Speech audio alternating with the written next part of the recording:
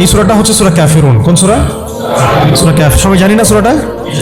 কিছু বিষয় আছে এই সূরার মধ্যে যেগুলো আমরা অনেকে জানি কিন্তু বুঝতে পারছি না। ওইটা বোঝানোর জন্য আমি একটু পুরাতন আলোচনা নতুন করে করার চেষ্টা করছি আর কি। তার আগে একটা ফজিলত বলি যে সূরা কাফিরুন যে ব্যক্তি রাতের বেলা তেলাওয়াত করবে, ঘুমানোর আগে তেলাওয়াত করবে আর কি, আল্লাহ রাব্বুল আলামিন তাকে শিরকের পাপ থেকে হেফাজত করবেন। মনে রাখবেন যে জাহান্নামে যাবে সবচেয়ে বেশি মানুষ শিরকের পাপের কারণে। কোন পাপের কারণে? শিরকের পাপের কারণে। এবং শিরকের পাপ এমন পাপ যেই পাপটা আল্লাহ রাব্বুল আলামিন ক্ষমা করেন না, ওই অবস্থায় মারা গেলে ক্ষমা করেন না। কিন্তু তওবা করলে, জীবদ্দশায় তওবা করলে ইনশাল্লাহ মাফ হতে পারে, অবশ্যই হতে পারে। কিন্তু ওই শিরকের পাপ নিয়ে কেউ যদি মারা যায়, আল্লাহ রাব্বুল আলামিন এই পাপটাকে ক্ষমা করবেন না।